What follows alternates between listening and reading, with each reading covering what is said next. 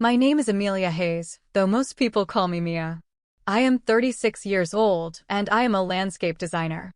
My life's work, and my deepest held belief, is that beauty can be cultivated from the most stubborn earth. I find solace in the architecture of a garden, in the patient unfurling of a fern, in the way a climbing rose learns to trust the trellis that supports it.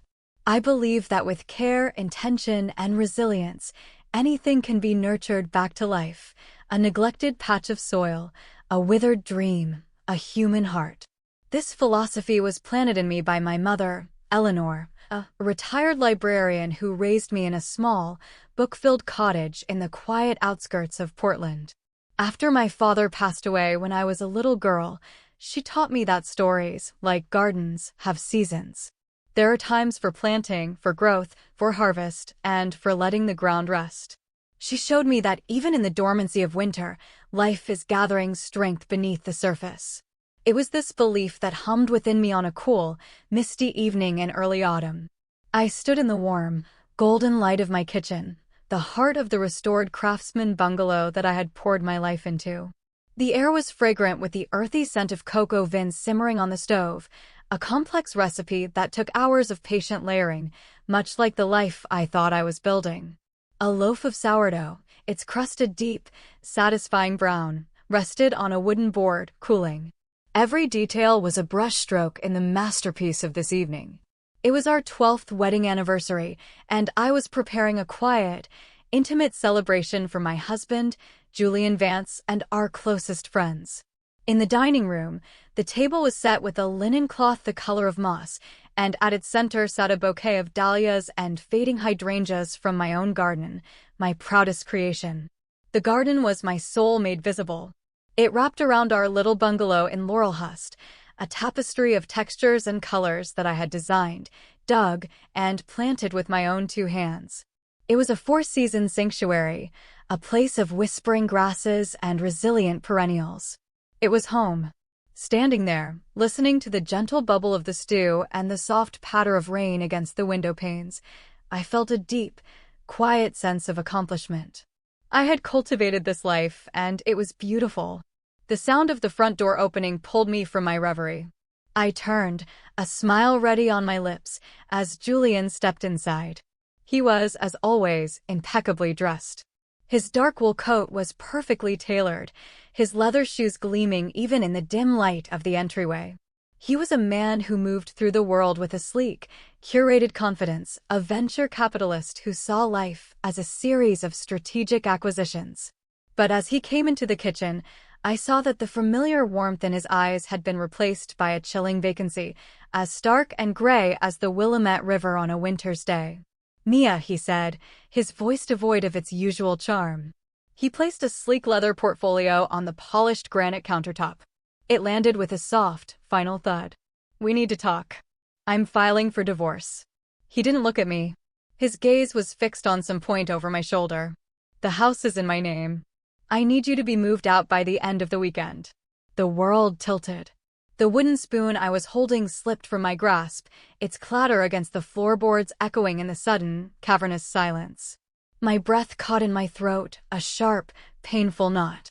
I stared at the portfolio, then at his face, searching for the man I had loved, the man who had held my hand and promised me a lifetime of shared seasons. He was gone. In his place stood a stranger. "Julian, what are you talking about?" My voice was a fragile whisper, easily lost in the vastness of what he had just said. "This is our anniversary. Our friends are coming." "I'm aware of the date," he said, his tone clipped and efficient, as if discussing a quarterly report. "This property is legally mine. It was a strategic investment. The documents are all in order." He finally met my eyes, and there was nothing there. No anger, no sadness, just a profound and terrifying emptiness. "Don't make this more difficult than it needs to be." Difficult. He was dismantling our life, our shared history, with the sterile precision of a surgeon, and he was concerned about difficulty. A wave of nausea washed over me. I thought of the years, the unwavering trust, the quiet sacrifices. I thought of the 60% of the down payment that had come from my life savings, the Dream Garden Fund I'd started as a teenager. I thought of the countless hours I'd spent on the renovations, choosing the perfect reclaimed fur for the floors, the exact shade of celadone for the bathroom tiles.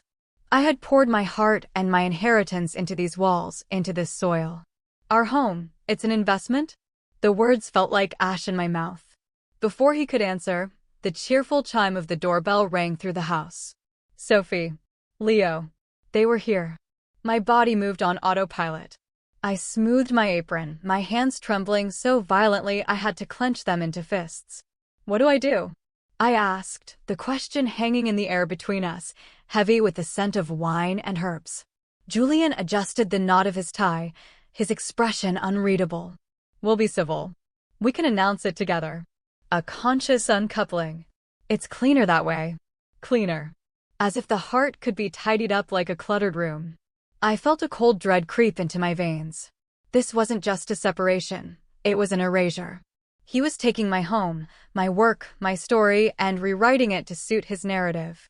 As I walked to the door, forcing a smile that felt like a painful crack in my face, I felt as though I were stepping onto a stage.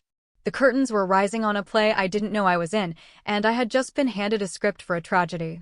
The house filled with the warm, familiar sounds of friendship. Laughter echoed in the living room, glasses clinked, and the soft glow from the vintage lamps I'd found at the Selwood Antique Market cast a gentle light on the faces of the people we loved. I moved through the room like a ghost, accepting hugs, complimenting Sophie's new scarf, listening to Leo talk about a challenging new architectural project. My smile was a mask, carefully held in place, but behind it, I was crumbling. Julian's words echoed in my mind, a cruel mantra, "The house is mine. Move out." Each word was a stone, and they were piling up in my chest, making it impossible to breathe.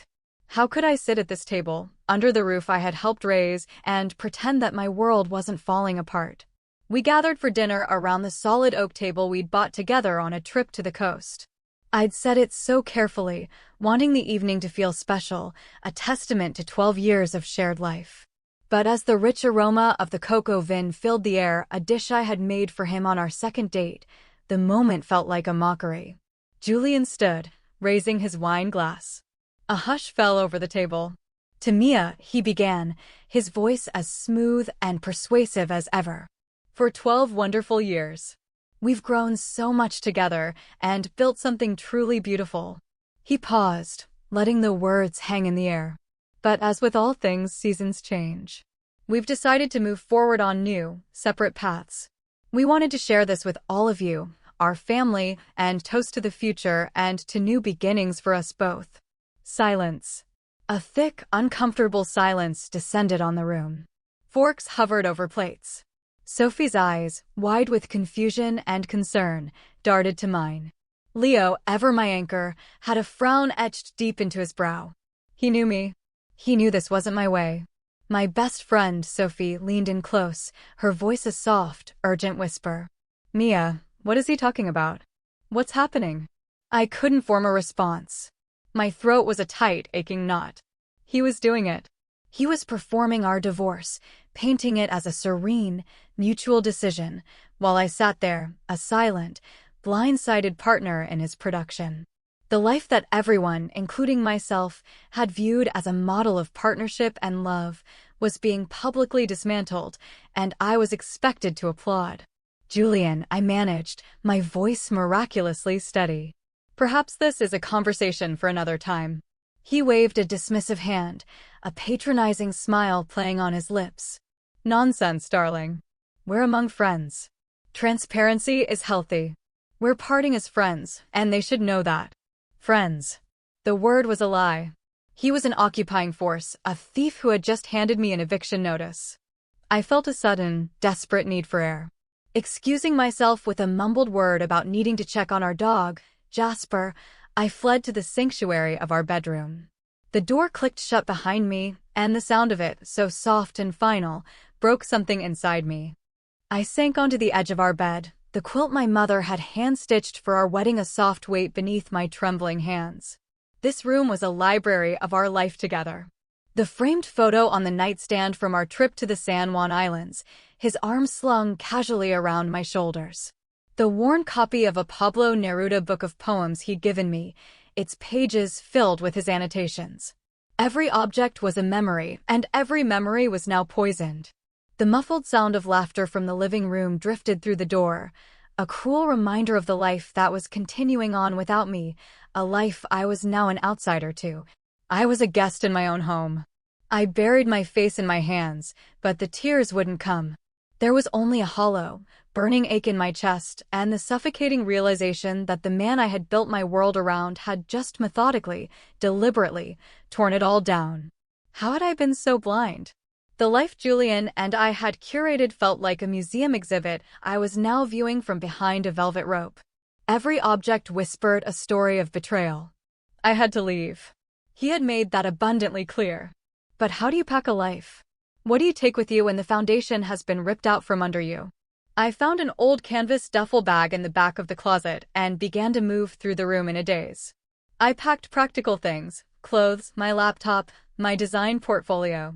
Then, I took the things that were truly mine, the small, smooth stone I'd picked up on the beach the day I decided to start my own design firm, a framed sketch of my first garden plan, the quilt from my mother. My golden retriever, Jasper, whined softly from his bed in the corner, his big, brown eyes fixed on me, sensing the deep fracture in the evening's peace. I knelt and buried my face in his soft fur. "It's okay, boy," I whispered, my voice thick with unshed tears. "We're going to be okay." I wasn't sure I believed it. From the living room, I could hear voices, the party winding down. I heard Leo's voice, lower than the others, steady and firm. "Julian, this is unexpected, to say the least. Is Mia all right?" Julian's response was a smooth, practiced laugh. "She'll be fine. Mia's a survivor. She's stronger than she looks. Stronger than I look." The words were meant as a compliment, but they felt like a dismissal. He saw my resilience not as a virtue, but as a convenience that absolved him of his cruelty. He was counting on me to quietly absorb the blow and disappear. With Jasper's leash in one hand and my bag in the other, I slipped out the back door, into the garden. My garden. The rain had softened to a fine mist, and the air was cool and clean. The scent of damp earth and late-blooming roses filled my lungs. It felt like saying goodbye to a part of myself. The Japanese maple I'd planted in the corner stood like a crimson silhouette against the deepening twilight. It was a symbol of grace and endurance. Tonight, I felt I possessed neither.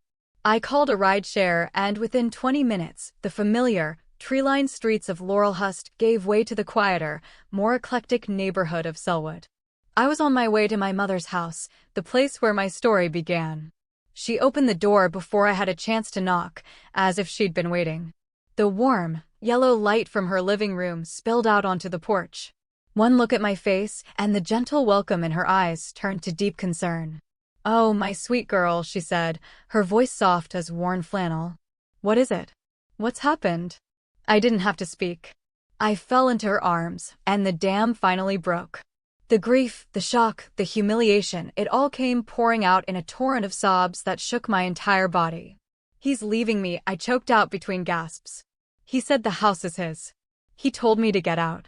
My mother held me, her hand a steady, warm presence on my back. She led me inside, settled me onto her comfortable, slightly lumpy sofa, and wrapped a blanket around my shoulders. Jasper immediately curled up at my feet, his head resting on my knee, a silent, furry guardian.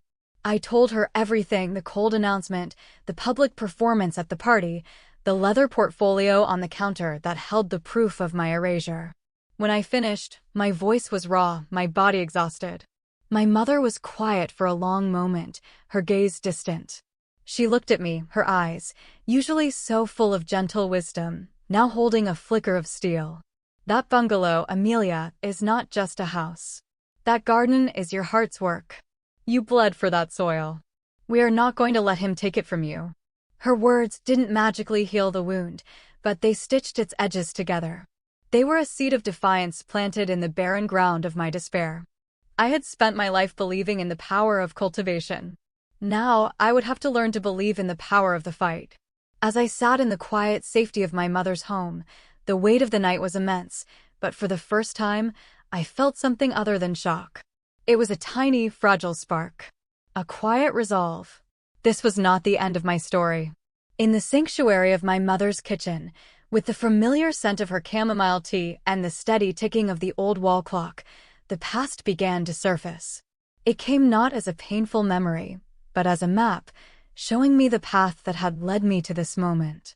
I saw myself as a girl, trailing behind my mother in her own small garden, my hands covered in dirt, learning the names of plants as if they were new friends: lavender, delphinium, columbine. After my father was gone, that garden became our haven, a place where we could coax life from the earth and find a quiet order in a world that felt chaotic. My mother, a librarian with a modest salary, taught me the value of patient, consistent effort. At 15, I got my first job at a local nursery, sweeping floors and watering seedlings. I saved every dollar in a shoebox labeled Dream Garden Fund. It was a tangible piece of a future I was building for myself, a future filled with light and color and growth. My mother, without my knowledge, matched every $20 I saved with 5 of her own, tucking it away in an account she'd opened for me. I worked my way through Oregon State's horticulture program, balancing classes with landscaping jobs for neighbors, my hands perpetually calloused, my clothes perpetually smudged with soil. I loved it. I loved the physical labor, the creative problem-solving, the slow, satisfying transformation of a space. After graduation, I worked for a large firm in downtown Portland, but I always felt constrained by the corporate vision. My dream was to create gardens that were personal, that told a story. So I took a leap of faith, using the money from my shoebox to launch my own small firm, Verdant Stories. I met Julian through Leo. Leo and I had been friends since college, our paths intertwined like two old trees. He was an architect, and I was a landscape designer.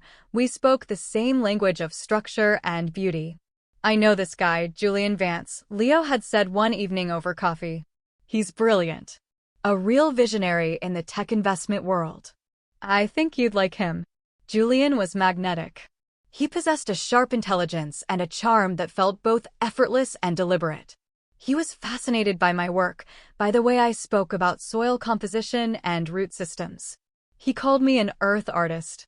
He listened to my dreams with an intensity that made me feel seen in a way I never had before. He celebrated my successes, and when we fell in love, it felt like the most natural, organic thing in the world. He was the sturdy oak, and I was the rambling vine. I felt safe. When we found the dilapidated craftsman bungalow in Laurelhurst, it was my dream canvas. The house had good bones, but the yard was a forgotten tangle of weeds and concrete. I saw its potential immediately. Julian saw it too, but through a different lens. "This is a smart buy, Mia," he'd said, already calculating its future value. A real asset. The down payment was steep.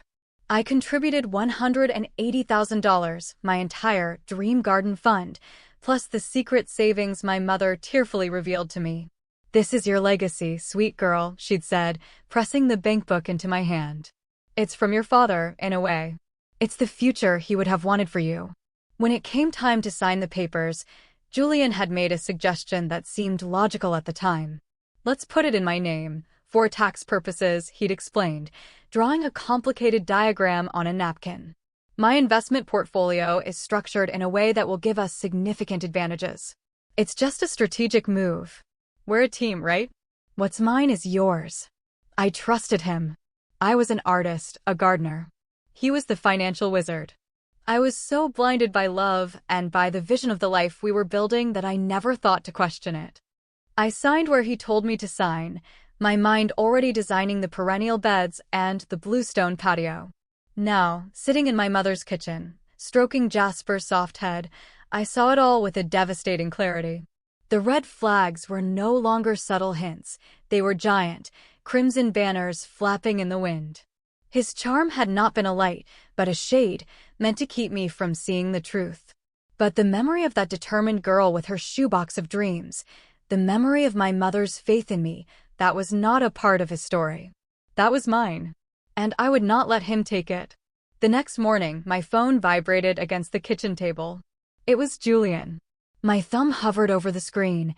my heart a frantic drum against my ribs.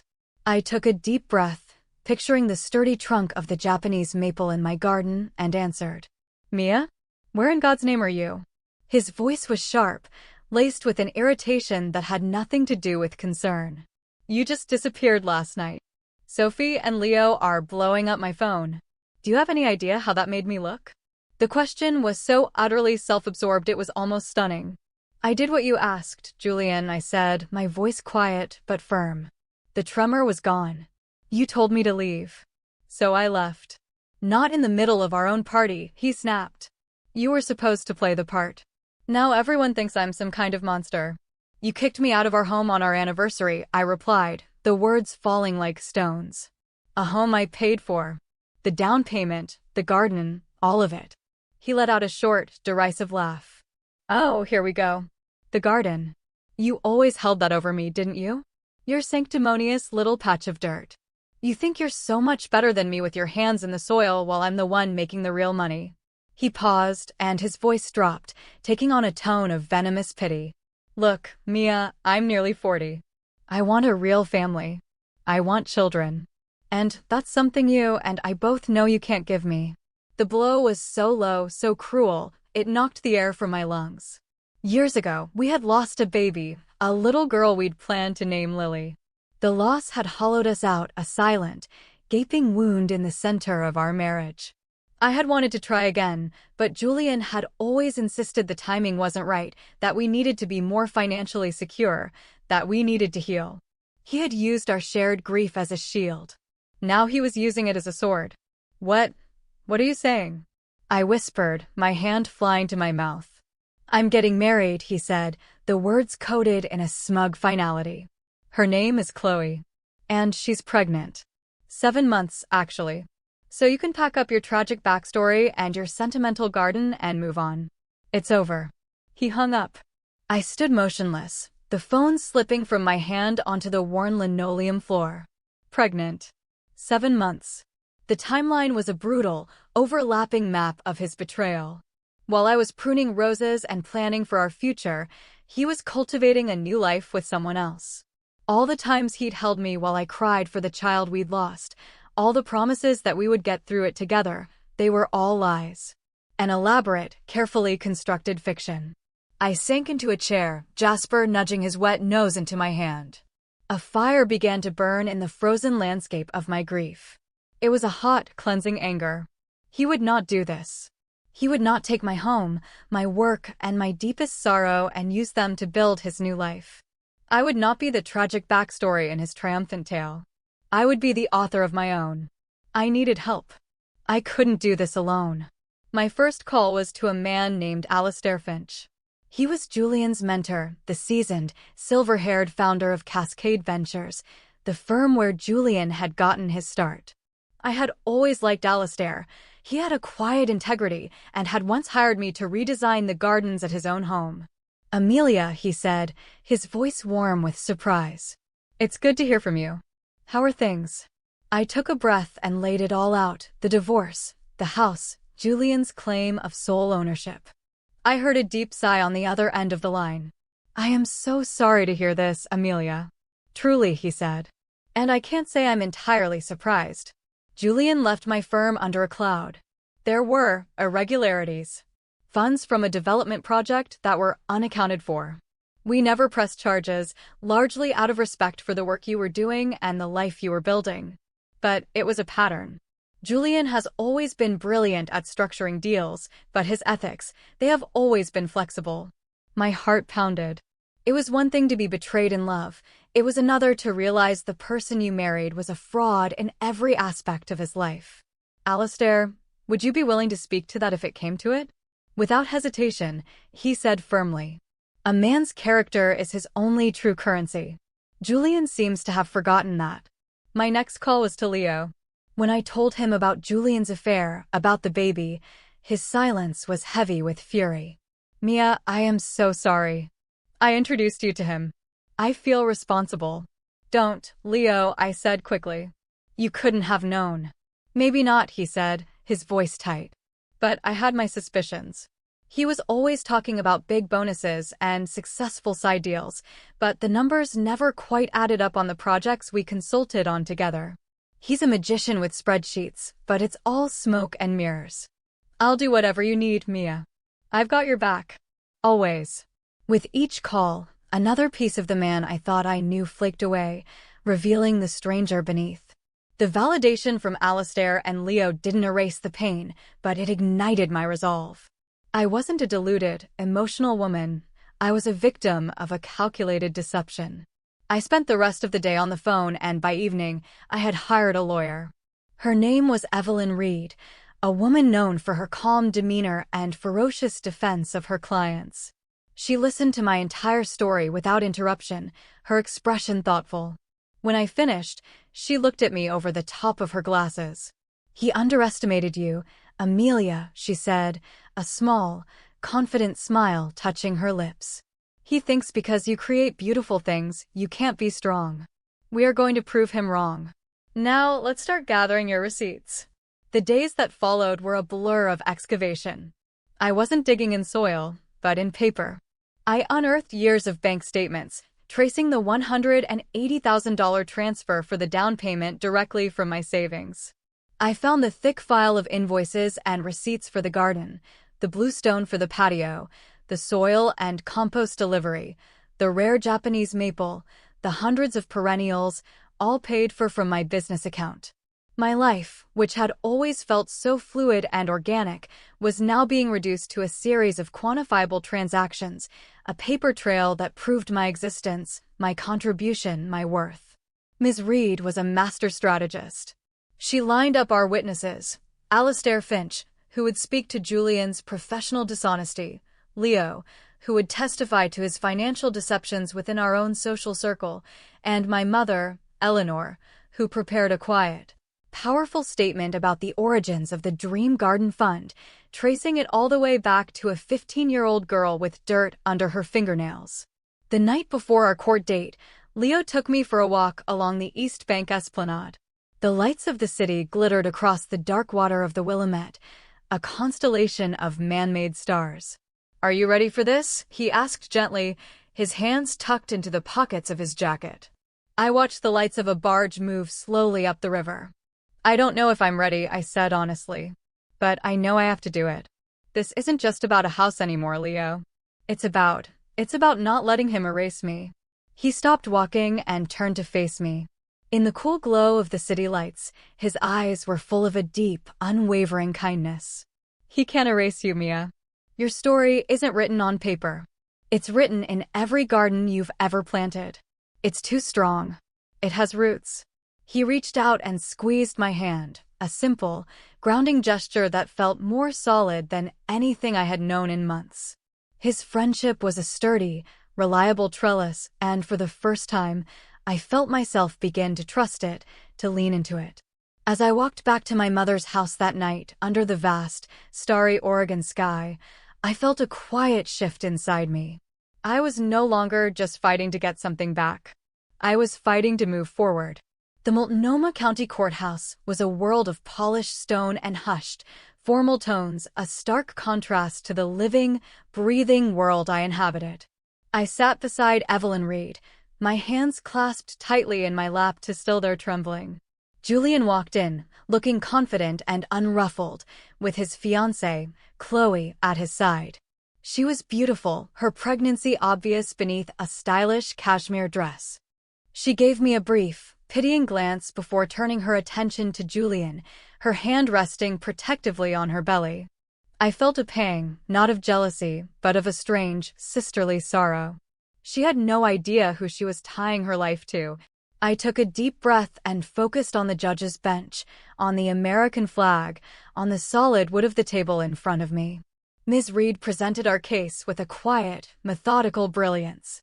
She laid out the financial documents like a gardener planting a row of seeds, each one building on the last. The bank statements, the canceled checks, the mountain of receipts from nurseries and stonemasons. She then called my mother to the stand. Eleanor, in her simple wool cardigan, spoke with a librarian's gentle authority about my childhood dream, about the shoebox, about the legacy of love and hard work that had funded my portion of the home. Next came Alistair Finch, whose testimony about Julian's embezzlement sent a ripple through the courtroom. He spoke with regret, but with unwavering conviction.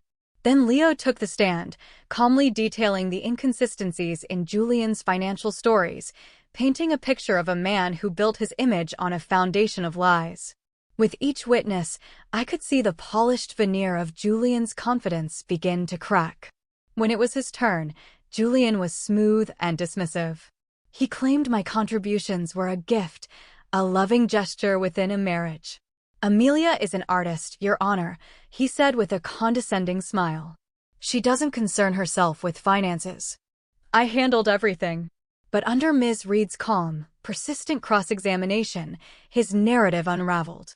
She presented the contract I'd signed with the builders for the kitchen renovation, the design plans for the garden submitted to the city under my business name, the email chain where Julian himself had referred to it as Mia's Garden Project.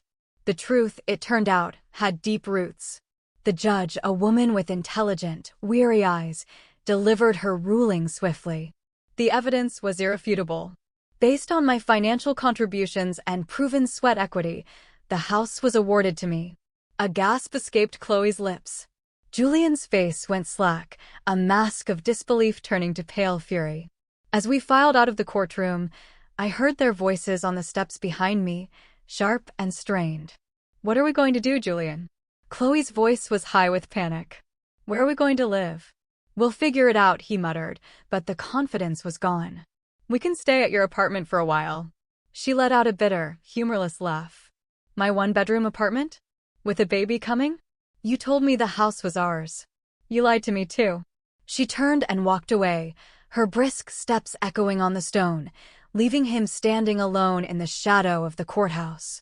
Our eyes met for a brief, final moment across the crowded plaza. I saw in his face not a monster, but a small, defeated man, trapped in the ruins of the life he had so carelessly demolished. "You built this, Julian," I said, my voice just loud enough for him to hear. It wasn't an accusation. It was a simple statement of fact. He looked away, unable to hold my gaze. And as Leo and I walked out into the bright, clear Portland afternoon, I felt a lightness I hadn't known in months. It wasn't the thrill of victory. It was the quiet, profound relief of being free. Stepping back into the bungalow was like taking my first full breath after being underwater. The air was still and quiet, holding the faint, lingering scent of old memories. Jasper trotted ahead of me, his tail wagging, circling the living room before settling into his favorite patch of sun by the window. It was as if he were reclaiming the space for both of us. This was home. Not our home. My home. In the weeks that followed, I began the slow, gentle work of making it my own again. It was not a violent scrubbing, but a tender replanting. I moved the furniture, painted the bedroom a soft, misty green, and filled the house with new flowers. I reclaimed the space, not by erasing the past, but by lovingly folding it into a new story. Several months later, on a bright spring morning, I was in the garden, my hands deep in the cool, rich soil, planting new lavender shoots along the walkway. The Japanese maple was budding, its tiny leaves a vibrant, hopeful red. The garden was waking up, and so was I. The screen door creaked open, and Leo's voice called out, "Need an extra pair of hands?" I looked up and smiled, shielding my eyes from the sun. "Always." He came and sat on the edge of the raised bed, a comfortable silence settling between us. Our friendship had been my anchor through the storm, a quiet, steady presence that asked for nothing. It was a bond that had deepened, not into the fiery passion I had known with Julian, but into something more enduring, like the deep root system of an ancient tree. It was a love built on respect and shared history, and I was content to let it grow in its own time, at its own pace. As we worked, a mail truck rumbled down the street. Later, when I went to retrieve the mail, I found a single, square envelope with my name on it, written in Julian's familiar, sharp handwriting. My heart gave a little flutter, a phantom limb of an old reflex. I sat on the front steps, Jasper's head in my lap, and opened it. It wasn't a plea or a demand. It was a short, terse note. He and Chloe had a son. They were moving to Seattle to be closer to her family. The last line was almost an afterthought. The house looks good. The garden, it's beautiful. I hope you're happy, Mia. There was no apology, not really. But there was an acknowledgement. A crack in the armor. He was no longer the villain in my story, nor I the victim in his. We were just two people whose paths had diverged, two gardeners who had tried to cultivate the same plot of land with different intentions and had, inevitably, failed. I folded the letter and placed it on the step beside me. I didn't need to reply. I looked out at my garden, at the life teeming in every corner, at the promise held in the tight, unopened buds of the peonies. Julian's betrayal had been a brutal, clear-cutting fire. It had burned me down to the root. But he had forgotten one essential thing about gardeners, about the very nature of the earth I loved. After a fire, the soil is richer than it ever was before. And from the ashes, new life always, eventually, begins to grow.